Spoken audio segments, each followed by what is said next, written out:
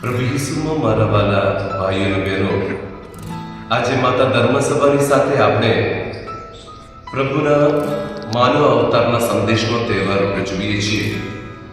જ્યારે સોમવારે અને શનિવારે ગુલાબમાળાની ભક્તિ કરીએ ત્યારે આપણે આનંદના મર્મમાં પહેલા મર્મ મહાદૂત ગાબ્રિએલ માતા મરિયમને સંદેશો આપે છે તેના ઉપર મનન ચિંતન કરી આપણે પ્રાર્થના બોલીએ છીએ.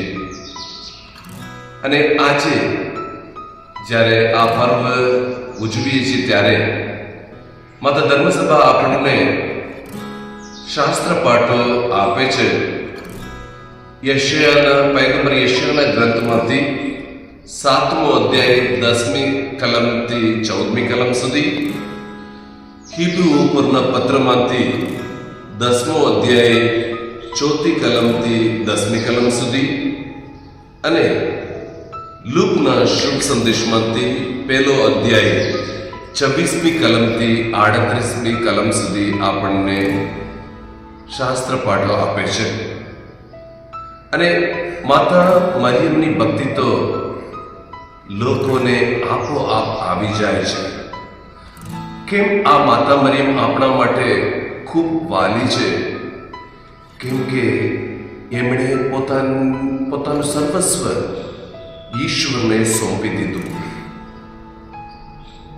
પ્રભુની આગળ પોતાની જાતને શરણાગત બનાવીને પ્રભુના મુક્તિ કાર્યમાં સહભાગી થયા. હું તો ઈશ્વરની દાસી છું એમ કહેનાર આપણા માતા મરિયમ પોતાની જાતને પ્રભુની આગળ નમ્રતાપૂર્વક સ્વીકારી લે છે અને પ્રભુની આગળ શરણાગત બને છે. આજકાલ ઘઉં વાળવાનો સીઝન છે, એટલે તમે જો ખેતરમાં જાઓ તો ઘઉંના કણસલામાં જો ઘઉંના દાણા ભરેલા હોય એ હંમેશા નમતું હોય છે, પણ જેનામાં કશું ના હોય તો એ સ્થિર સીધા ઉભા રહે.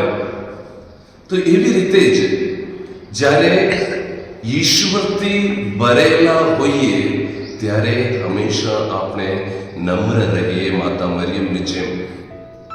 માતા મરિયમ કવિ નરસિંહ મહેતા કહે છે તેમ, હું કરું એ જ અજ્ઞાનતા, શકટનું બાર જેમ શ્વાન તાણે. પેલા બળદગાડાની નીચે એની છાયડામાં જાય છે કૂતરું, અને એ કૂતરું એમ વિચારે છે કે આખું બળદ હું જ ખેંચું છું. માતા મરિયમ આપણને સમજાવે છે, હું નહીં, હું ઈશ્વરની દાસી છું એમ કરીને પોતાની જાતને શરણાગત બનાવવા માટે આપણને શીખવાડે છે. એટલે આજે આપણે આપણી જાતને નમ્રતાપૂર્વક પ્રભુની આગળ શરણાગત બનાવીએ અને પ્રભુની કૃપા માટે આપણે પ્રાર્થના કરીએ.